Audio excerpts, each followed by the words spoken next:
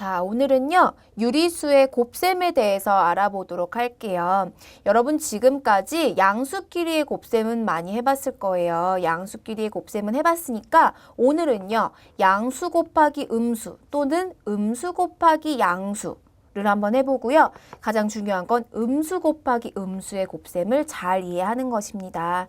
여러분 교과서에는요. 수직선을 이용해서 하는 방법이 나와 있을 텐데요. 물론 그 방법도 알아야 하고요. 오늘 선생님이 가르쳐주는 방법도 이해를 잘하면 여러분이 그래서 이렇게 되는 거구나 라고 확실히 알 수 있을 것 같아요. 먼저 양수 곱하기 음수의 곱을 먼저 알아보도록 하겠습니다. 네, 이 값을 우리가 알기 위해서 패턴을 좀 알아보려고 해요. 양수 곱하기 음수의 곱을 알기 위해서 위에서부터 쭉 패턴을 내려올 텐데 중요한 것은요. 앞에 있는 수는 바뀌지 않습니다. 양수 2 플러스 2 곱하기 얼마 플러스 2 곱하기 얼마 여전히 여기도요. 플러스 2 곱하기 얼마가 되겠죠. 이 얼마라는 부분은요. 3부터 1씩 점점 작아집니다. 플러스 3 플러스 2 플러스 1 0 마이너스 1 마이너스 2 마이너스 3 1씩 작아지는 거 보이죠? 그랬을 때 결과값들이 어떻게 달라지는지 패턴을 보고 그 패턴을 따라서 이 네모값들도 알아볼 거예요. 어떻게 하려는지 알겠죠? 한번 보세요. 플러스 2 곱하기 플러스 3은요. 사실 우리가 곱셈은 덧셈의 줄임이잖아요. 그쵸? 그래서 이걸 해석하면 플러스 2를 3번 더해라 이런 말이거든요. 그래서 3번 더해보면 플러스 2 더하기 플러스 2 더하기 플러스 2다. 따라서 플러스 6이다 라고 말할 수 있게 되는 거예요. 맞나요? 자, 그 다음 보시죠.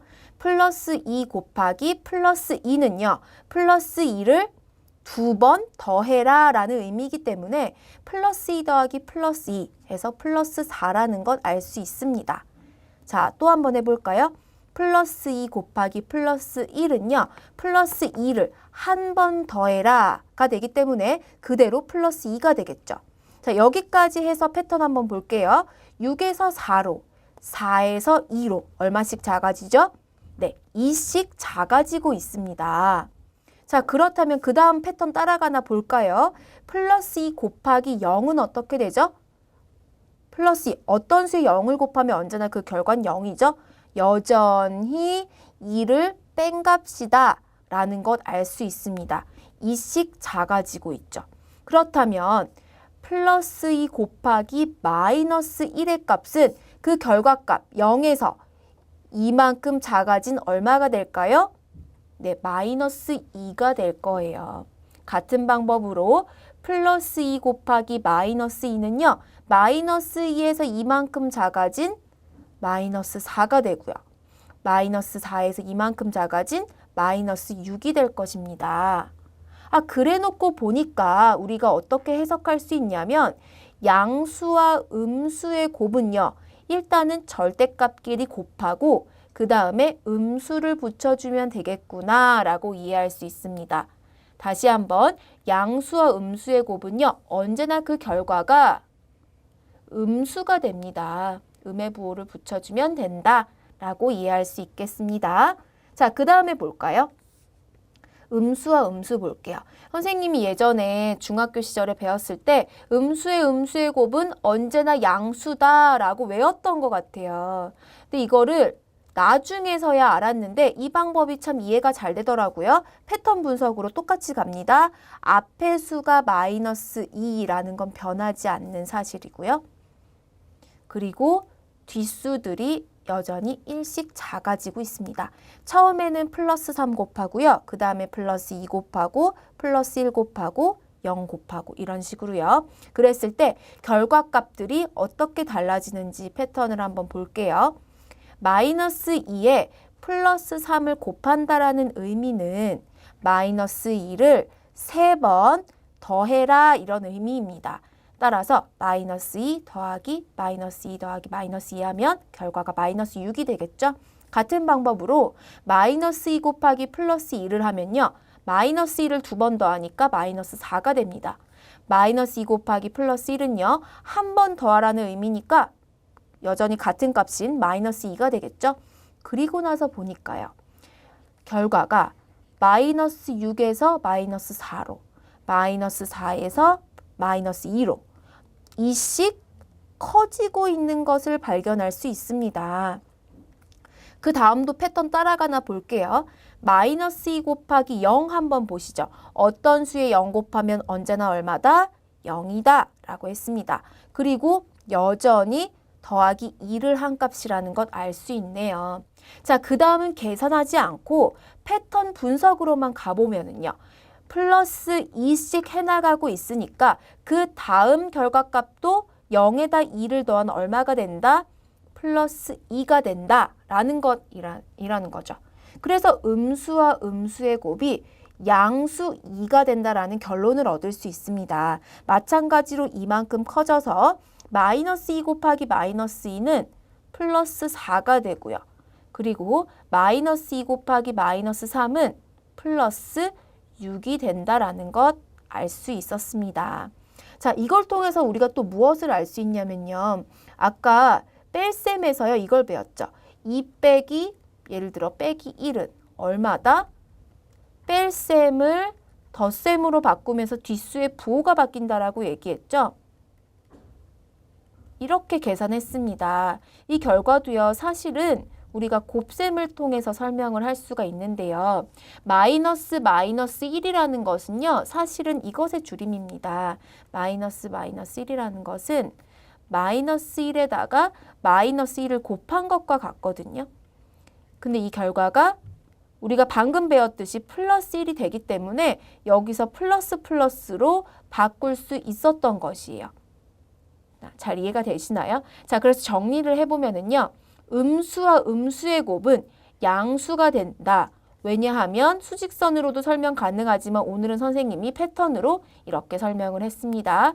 따라서 음수를 짝수번 곱하면 언제나 그 결과가 양수가 된다라는 것을 이제는 받아들이면 되겠습니다.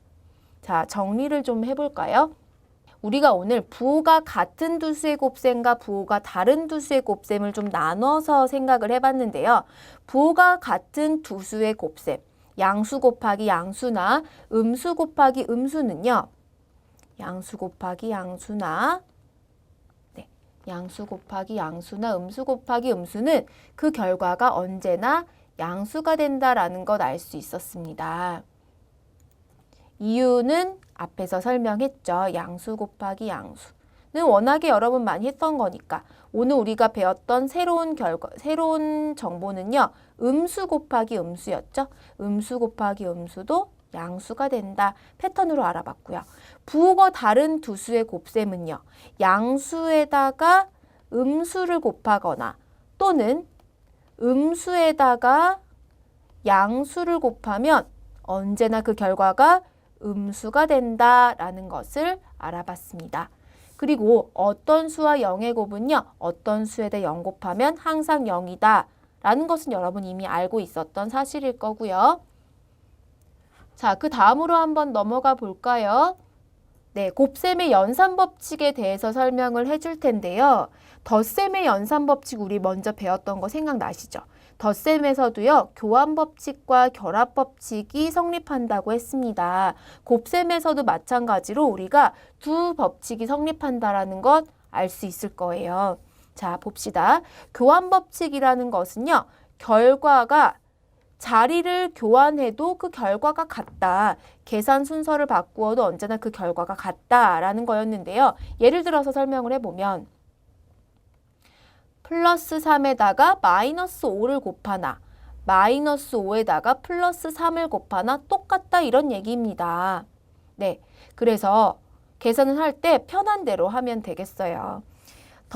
곱셈에 대한 결합법칙은 어떤 의미를 가지고 있냐면 세 수가 있을 때 결합법칙을 설명하려면 세 수가 있어야 된다고 설명을 했었죠. 세 수가 있을 때 어떠한 두 수를 먼저 계산해도 상관이 없다 이런 얘기였습니다.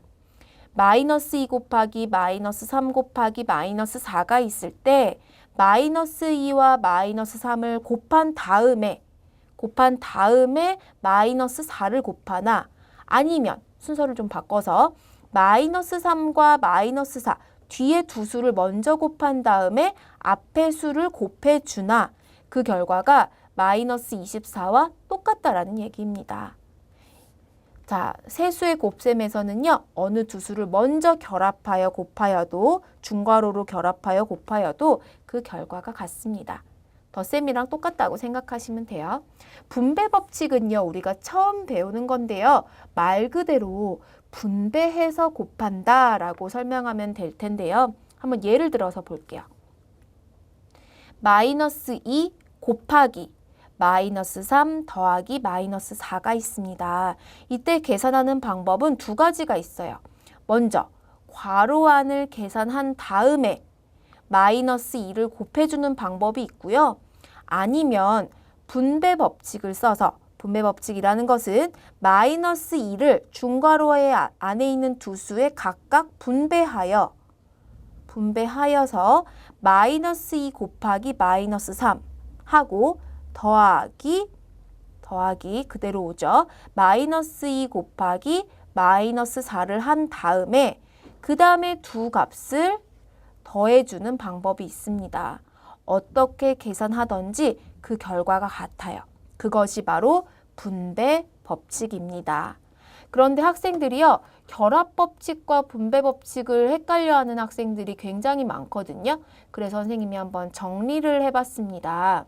자, 질문이 있어요. 먼저 볼게요.